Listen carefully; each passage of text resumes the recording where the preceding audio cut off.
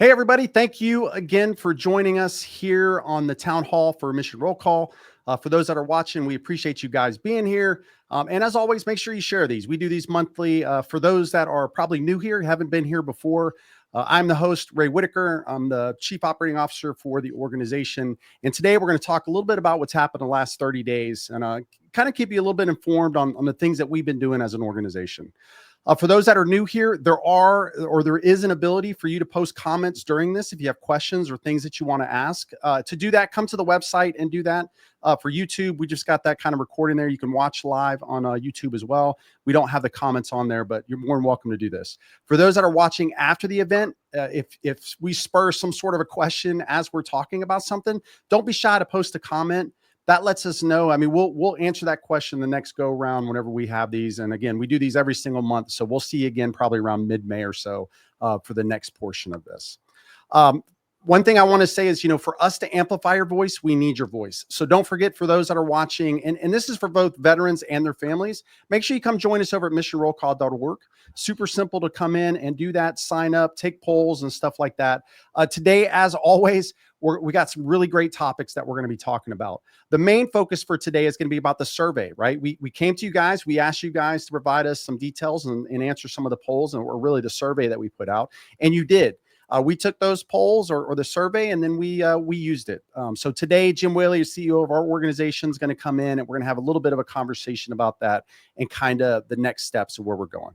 So I'd love to introduce Jim and have him come on with us. Jim, good to see you again. How's the last 30 days been for you? Oh, it's been busy, Greg. Great to see you and great to have our audience with us. A lot going on. And, it's due to this great team. They're just doing a wonderful job listening to veterans, getting their voices and amplifying what they think is important and sharing it with decision makers as well as the media. We've done a lot of interviews on important subjects, and we'll continue to do that. And the word's getting out, and that's wonderful. Yeah, absolutely.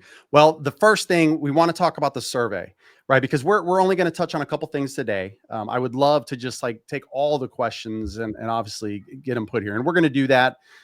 Mike and Britt and the rest of the team from Mission Roll Call are going to be putting that together, and we're going to be submitting some blogs and stuff.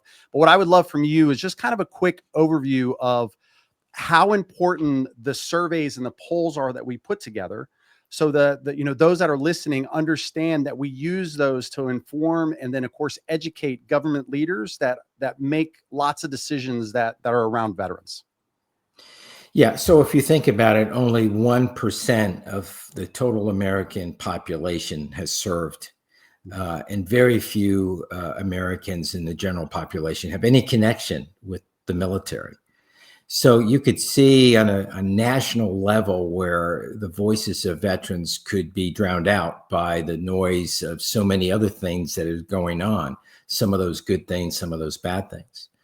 So it's very important as a community that we share our voice, and then organizations like us amplify that voice so that it's heard. And when I say heard, there's really two or three constituents that we're trying to reach there. One is the general American population, to let them know about how important veterans are to the fabric of our country, how they contribute to the communities that they live, how they become coaches and firemen and doctors and lawyers in the communities that they live.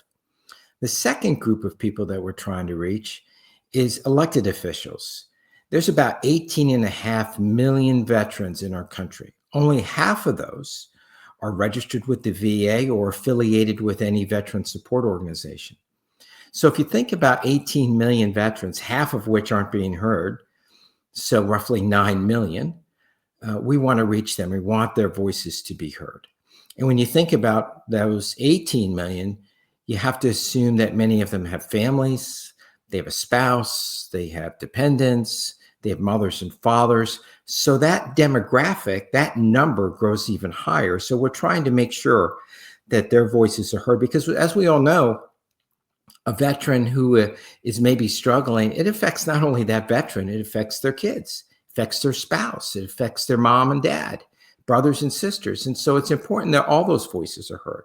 So that's a very big group that we're trying to reach through a lot of innovative outreach, through our YouTube channel, through podcasts, through our blogs, through our innovative website, all of those, providing vital information for that group. And then I would say the third group, Ray, is really the media. I do a lot of media interviews, and I would say this if the media was on this call, most of them do not know what the military is all about. They have very little knowledge of what it is to serve in any branch of service. They don't understand the challenges that veterans face when they transition. And they certainly don't understand some of the issues that veterans are facing when it comes to quality health care, access to that health care, getting help where they need it, when they need it, how they need it, all of those issues. So we're trying to triangulate all those important constituents to make sure that the word gets out. And this polling is the oil to that engine. So when we do those polls, we can share that information with elected officials. And you could imagine how interested an elected official gets when we go into their office and say, hey, we just did a poll in your state, and this is what it's telling us. And we've reached thousands of veterans. They pay attention. They want to know what that information is. And it's the same thing with the media. They don't have the ability sometimes to get these polls out and reach a target audience such as ours. So we help them with that. So I know it's a long-winded subject, but I'm passionate about it. And so I would urge everybody to take polls. I berate friends and family to take polls. So yeah. I mean, because I know everybody's busy, and that's and so there's a lot of draw on our time. But these polls are quick, but they're so impactful, and it only takes a minute to do it. And you can share it with your friends and family. And that's it's powerful, and we need and those numbers are going up, but we're impatient by nature as veterans, right? We want things fixed right now. That's the way we are, and so we want those numbers to go up. Yeah, and I think you say this a lot, which I think is very powerful. That walking in with 10 veterans' voices and trying to communicate is a little bit unfair in some instances, because all 10 of those veterans and family members are different, right? They're not all the same. They all come from different walks of life and different areas. So being able to walk in with thousands or hundreds of thousands of voices now lets us as an organization amplify that voice by triangulating like what veterans really think or what the family thinks a little bit clearer. Then it helps the government leaders understand, right? It takes a little bit of the mystery out of making some of these tough decisions when you kind of have the answers to the test, right? Yeah, well, you were more succinct than I was, Raymond. So thank you. I think the other thing that it does, if you think about it, and we get to the point where these polls reach tens of thousands of veterans instantly, and we're able to share that information, you could see that as a powerful tool that the VA would use or Department of Defense could use and say, hey, listen, we want to know what veterans think about this before we do it, right? Before they embark on some huge mistake or something that's going to cause a lot of grief or is not going to fix the problem, where we could do an interview or we could do polling, and that could help them get a pulse check of what veterans really think. Because sometimes the best intentions or sometimes are not what comes out of those actions. So we want to make sure that we can be helpful to the VA, as well as organizations, other VSOs, and as well as veterans organizations, as well as veterans offices in individual states. So all of those organizations we can be helpful to. Yeah, I mean, their success is the success also of like just veterans in general, right? So I don't think anybody is hoping for anybody not to be successful from a government perspective, because it impacts everybody. So that's such a great way to kind of think about that, Jim. What I'd love to do is get the first poll question, Jim, and just kind of talk through. We got two of these that we had kind of passed out that I think are priorities. So when we did our survey, as you know, last year, and we asked veterans and families to tell us, hey, what do you want us to focus on? We're really two of those areas. One was homelessness, and then the other one was suicide. So one of the survey questions that we actually asked is, do you think the VA is doing enough to reach veterans at risk of homelessness or suicide, particularly those who had no prior contact with the VA? I would love to just kind of get your thoughts on on the responses we got, right? And kind of the end state of where that was. Yeah, well, first thing I would say is thanks to everybody that took the poll and answered those questions. I think the second takeaway for me is there's a lot of passion around the subject, as it should be. We as veterans don't like to see a fellow veteran in a place such as homelessness. And so we want to be helpful and we want to be proactive. And I think the polling suggests that the vast majority, 70+% of our polling, says they feel the VA is not doing enough. And when you think about that, they're only reaching half of the veterans that are in the country, right? We talked about that earlier. 19 million veterans are only reaching half.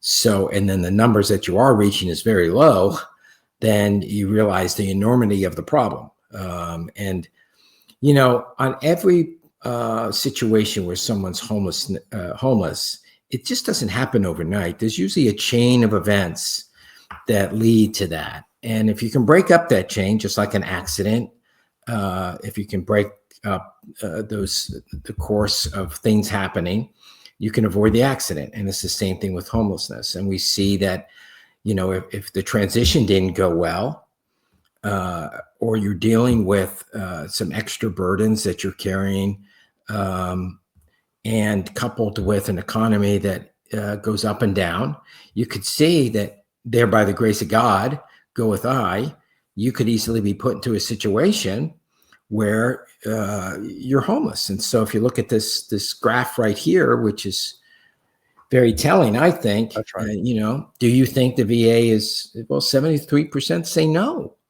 So obviously, I believe, well, obviously I would say those numbers aren't good, right? If 70% of your constituents or customers feel you're not doing a good job, you're going to have to remedy that. You're going to have to change the way you do things. And I trust Secretary Collins, from our conversations, takes this very seriously, and he's got his staff focused on it, and they're going to work on it. But homelessness has been going on for a long time.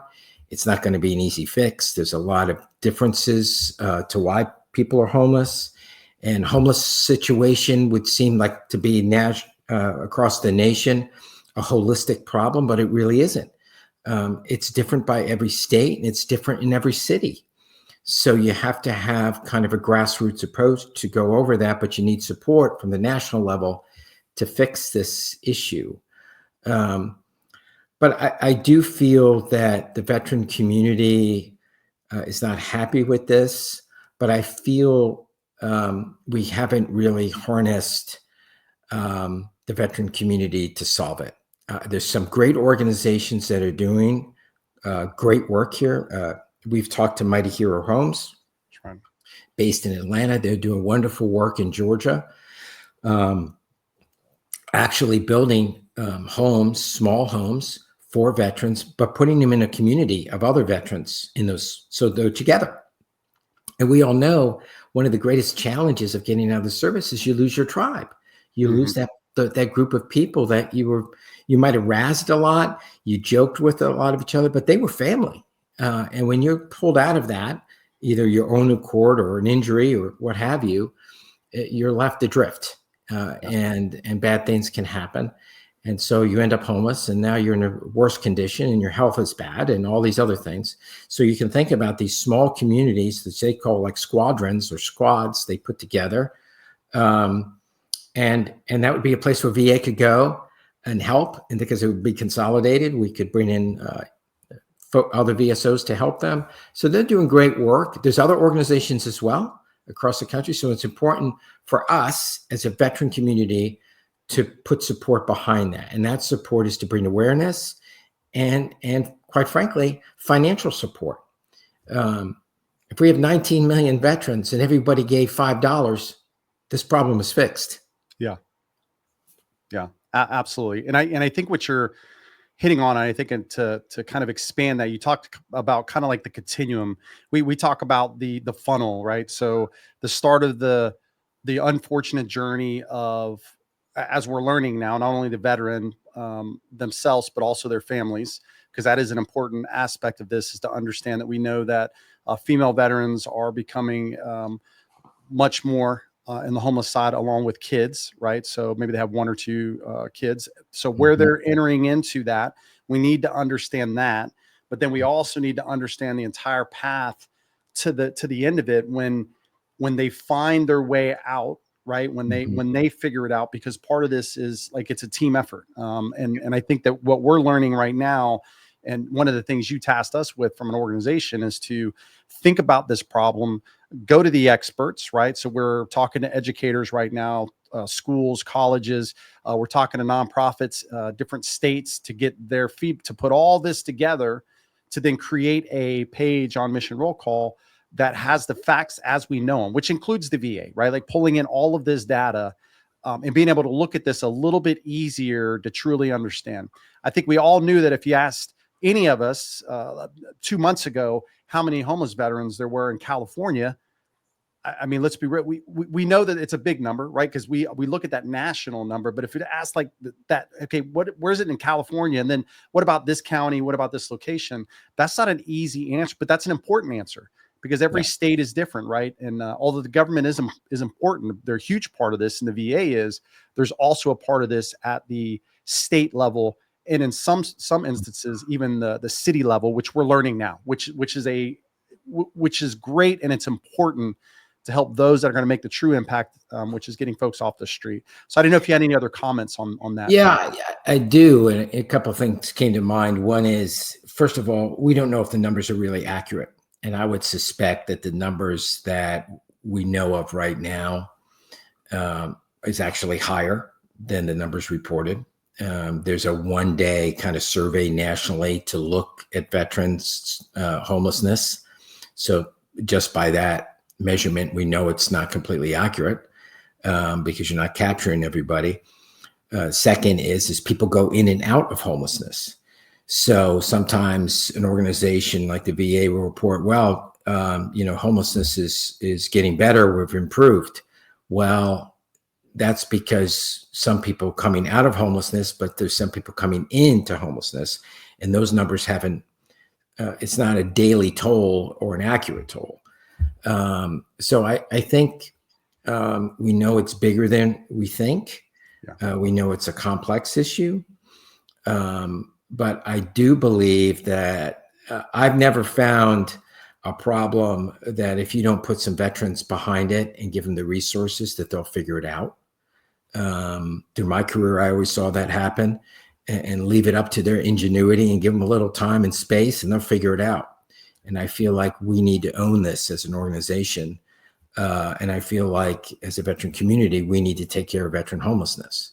And that's why we're doing the things that we're doing, trying to find out best practices and educate and inform and empower those that follow us on this subject.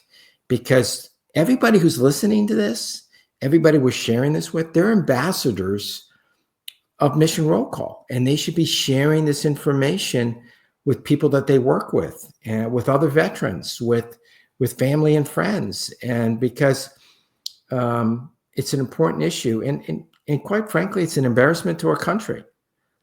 I mean, no one who raised their right hand, successfully traversed basic training, whatever branch you did, served their country, should be homeless. Of course, we could argue that no one should be homeless, and I concede that. But certainly, no one who served their country should. And we need to do better as a community on this. And VSOs need to come together. And we don't worry about credit here at Mission Roll Call. So as long as this problem gets fixed and we can help bring people together, bring ideas together, and bring the resources together, I think we'll be much more powerful. And that's why, back to the polling, this is important, that constituents need to share with their congressmen and senators that homelessness is not tolerated. And they can do that through this polling, because we can share it with them. So they don't have to contact their congressman. We'll do it for them. Right. So just share that information. But let's be passionate about this. Let's fix it. Let's go at it. And the goal should be not a percentage decline, or a gradual descent into zero. We should try to get to zero as fast as possible. No more homeless veterans across the country. And I know that's a tough goal, but I mean, everybody who listens to this or who's been a veteran has done tough things, and they can do it again. What do I say about goals? Just make sure it's achievable. It's achievable. So, It is.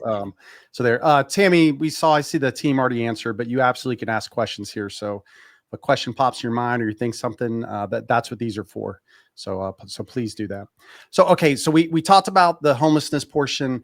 I don't want to spend a lot of time on the just suicide prevention portion of this initial poll. And part of the reasoning is not because that's not an important subject. We know it is, Jim, but the reality is we're just as focused in that right now.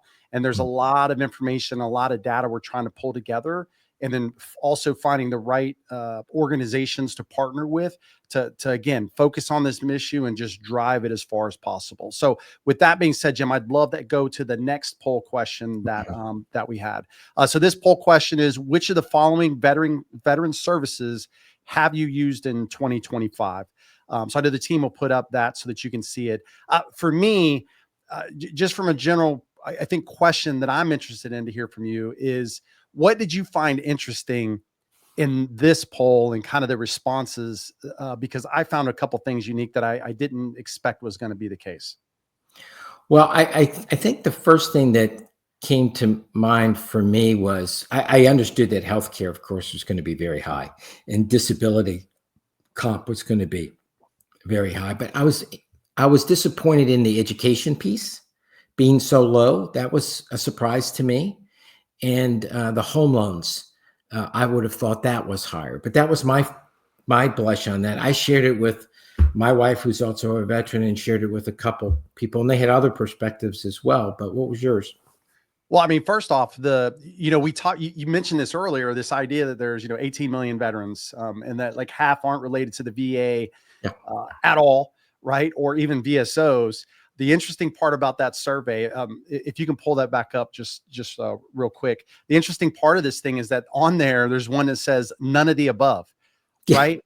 And like, so the first thing for me is, and some of these, they may not meet the criteria for some of that, but that's still an interesting note to have here, is that, veterans just in general aren't even completely bought in still, that maybe they can get. And that's one of the parts of the polls. Understanding you are a veteran, they can have VA based services, but they have chosen not to get those services or not use them. And in some cases, I think it's because they don't think that they deserve it, which if you're listening to this, you absolutely do. And so does your family.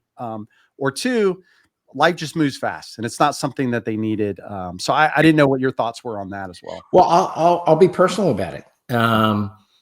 I did not go to the VA. I retired from the Army in 2004. I know my boyish good looks don't match that, but I've been retired now for 20 years.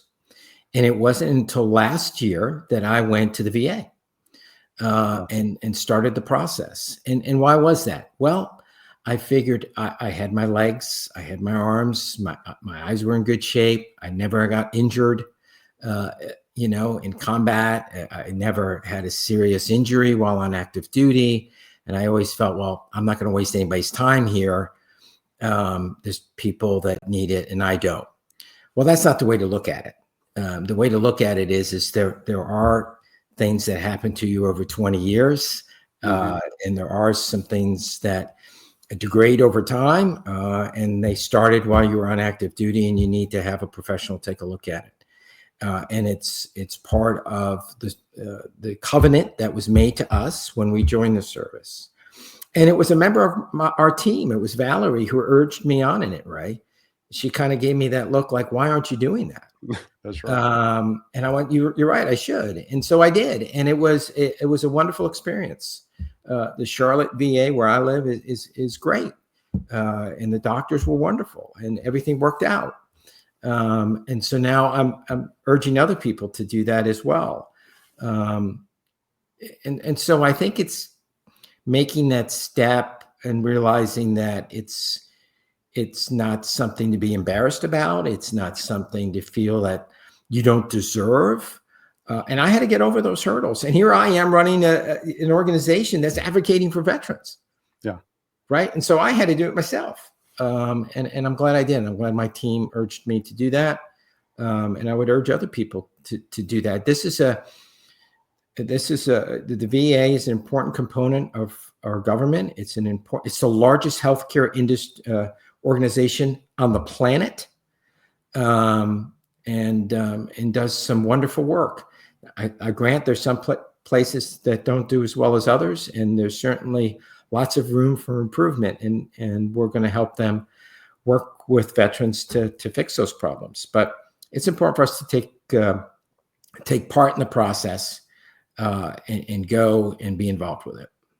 Yeah, it was funny. I was talking to a buddy the other day, and he did the exact same thing. Like he retired around 2012, and we were talking about him going, and I know that he's got some things that are going on just like personally, and he's paying out of pocket for things that really, this is why the VA is here.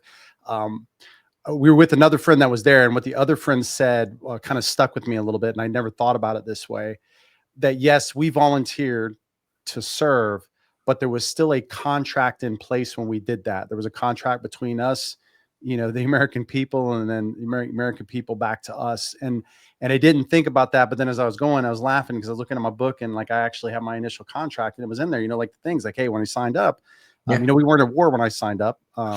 But for me, it was like college education. Like, you get these things as part of that. So I think that that's such an important thing for folks to understand, on this. It's not an entitlement. And some people may join because that, and that's okay. People go in different directions, but I do believe that as people serve and they start to have these interactions with folks to their left and right, it becomes way more than about yourself. It becomes about, those that you're with. And then you get a really good understanding of why you're there and why you're needed. So, so I appreciate that, Jim. So I wanted to jump, Jim, because we only got a few minutes left. I do want to answer some of these questions. So I may take a little bit extra of your time today just to make sure that we get some of these questions. Tammy, thank you so much for your question. Tammy asked if you can just kind of give a good overview to help somebody that may not understand the organization. What does Mission Roll Call do? Like, what is our day-to-day, and then what do we try to do throughout the year to impact veterans and their families? Yeah, well, thanks for that question. Think of us as a hub for veterans to go to find out what's going on in our world that's affecting veterans and their families. That's everything from legislation that's pending, opportunities for veterans and other organizations, what other veteran support organizations are doing, where you can volunteer, finding out about things like, how do I navigate the VA? How do I put a resume together? We do all of those sort of things. But what we also do is what we talked about earlier, and that is amplifying the voice of all the veterans. So I like to say we defend the defenders, right? So all of us defended our country while we were on service. And so what we're trying to do is make sure that we're defending the rights, the things that should be afforded to us as veterans, to make sure that we're taken care of. And there's some legislation that just doesn't make sense.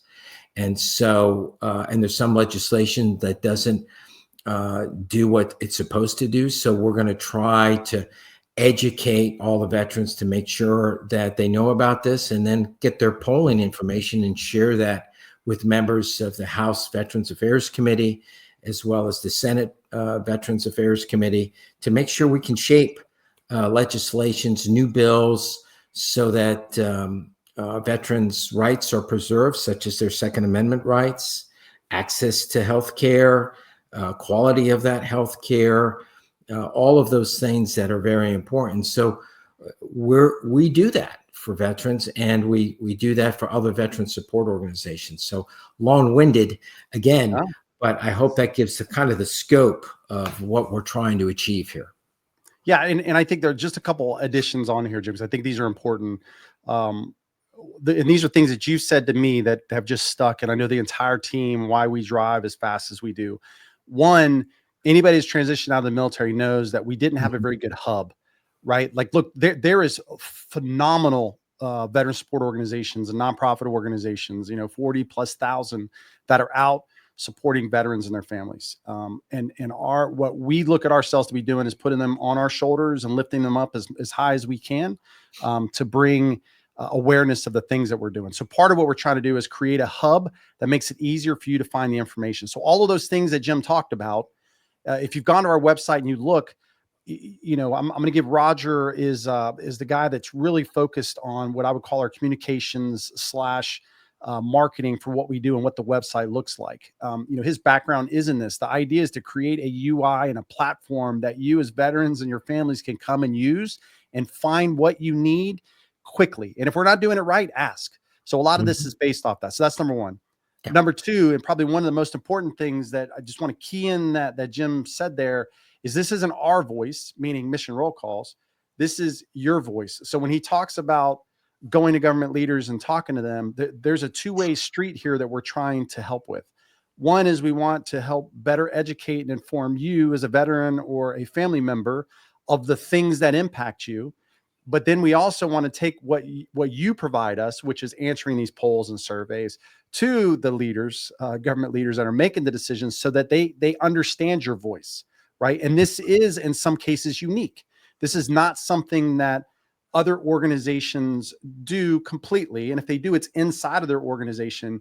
As Jim said, it's not about us. It's about all of us. So our coalition partners, Team Red, White, and Blue, Team Rubicon, all of these great organizations that many of them you've heard of, they're part of this coalition where we need the voice. We foster that voice, and then we deliver it to make sure that folks are making the right decision. Because Jim, can you talk about the importance of, sorry, I didn't mean to interrupt you there. No, go ahead. One of the interesting things that you told me one time was we had a perceived thought on a poll question, but when we got the reply in, and why we don't, like, it's not our voice, it's veterans' voices. If you could kind of talk about that. Yeah, and then that's so powerful. And that's what is so different than us, than any other organization, veteran support organization. And I'm not taking away from other national level veteran support organizations, but that's right. They'll have a meeting in a local state, and then that state comes up with 2 or 3 ideas or 2 things that are important to them. And then it goes to the region, and then it goes to national. By the time it gets filtered at that point, it doesn't ever look like the state's request. And that takes time, and conditions change during that time. With our polling, we do it instantly, and it's not filtered. So there has been times where we have sent out a poll question, and I've been convinced, and I think other team members have been convinced, well, they're going to say yes to this. This is absolutely a yes. Overwhelmingly no. Or the percentages will be different. And that's refreshing. It is. Because I think it changes our perspective of things, and we're listening to the voice, and that's powerful, because although many of us don't hold Congress or Senate in high regard for many reasons, personal reasons, they're struggling sometimes to find, well, what is it that people want? And how does that get done? Well, people go to that person's office. Well, I would venture to guess that very few people listening to this has ever knocked on a senator's door or congressman's door and advocated for a position. And that's only one voice, like we talked about earlier. It's much more powerful through this mechanism of our polling, where veterans can have their voices heard, and we can carry that voice unfiltered to a senator or a congressman making a key vote of something that's not only affect their lives, but the lives of their children and the next generation of those that are served. And I think all of us want to make sure we use these services, such as the VA and home loans and educational benefits, because if we don't use them and they're not utilized, they're not going to be there for the next generation that go into the units that we serve so proudly in. So we want to make sure that happens. So I think it's important for us to understand it's not just about us at this snapshot in time. It's about continuity. It's about having your voice heard, bringing those voices together, amplifying that voice, and having meaningful impact.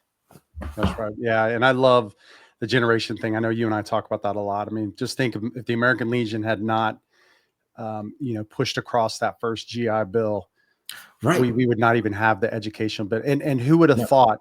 I mean, I wonder back, if you could look back that far and just wonder what they were thinking I think we've gotten this world now.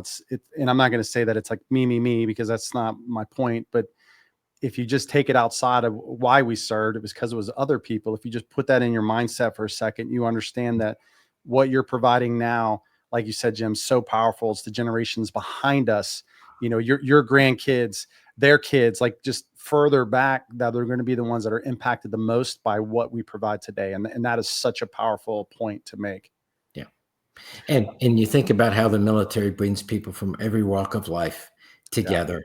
Yeah. And then has them move all in the same direction in a few weeks, caring about each other.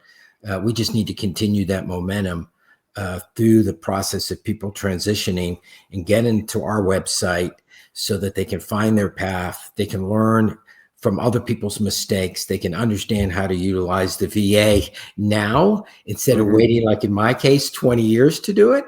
Yeah. And taking full advantage of the rights that have been given to them and the programs that are there for them that our fathers and their fathers worked hard to get for us. Yeah. So I think it's important for us to get behind things like our polling, because it's such a powerful tool to change the way America thinks about veterans and puts the facts out there. As we all know, there's a lot of noise out there, and sometimes they're not factual. And what we do is vet our things very carefully. And our polls are pure numbers, not vetted, not filtered. And I think that's powerful because the truth is powerful. That's right. Yeah, that's right. We're going to do one last one, Jim. So I did say we go a little bit over, but Joshua, thank you so much for your question here. So Joshua says, Jim, as a strong advocate for vets, what personally drives your passion for the Mission Roll Call mission? I think it's two things. One is, this is so unique. No other organization does what we do, and that is advocate by using polling and using the power of the voices that make up the veteran community. And it's a diverse community, right? I mean, veterans make up, like I said earlier, the fabric of our country. They come from every walk of life. So that's exciting in itself. Different demographics, different states, different accents, different religions. And we can take all those voices together and find out the commonality, where they feel and think, and then share that with important people that are making decisions and to help educate the American public on veterans. I think that's vitally important. I think the second thing is it's the people. Working with the group that I have at Mission Roll Call, working with other veteran support organizations, helping the best we can to those that have served. I mean, that's enormously beneficial for your self-esteem. It gives you a calling. And at the end of the day, we all want to leave the earth a little bit better than we found it. And that's what we're trying to do here. And we want to help people along the way because that's what life's all about. Yeah. And it is selfish, because feeling good about doing good for others is definitely selfish, but it's worth it. So anyway, Jim, thank you so much today. Tammy, Joshua, thank you guys so much for your questions today. And again, for those that are watching, if you have a question, you're watching this after the fact, make sure you post down there in the comments. We will absolutely answer it either in the comments or we'll answer it on next town hall, which will be in May. Jim, any closing remarks here before I close it out? The only thing I would say is, please share this with family and friends, those that are interested in the military, those that may have had a son or a daughter in the military, or a mom or dad. It's important that we hear all your voices. This isn't just for veterans. It's about those that care about the veteran community. And be proactive. Take those polls, share them with other people. It's so important. There's some huge legislation that's coming down the pipe that we need your voices on. It's going to have generational impact. And so it's important that your voices are heard. All right. Thank you so much, Jim, for your time again today. For those that asked the questions, for everybody that's listening, for our veterans out there and their families, thank you for your service to our nation. We do appreciate you and all that you volunteered to do for us. And for the generations that come, we thank you as you start your next mission. And as always, thank you for being here, and we will see you guys next month. Have a wonderful day. Thanks, Jim. Thank you.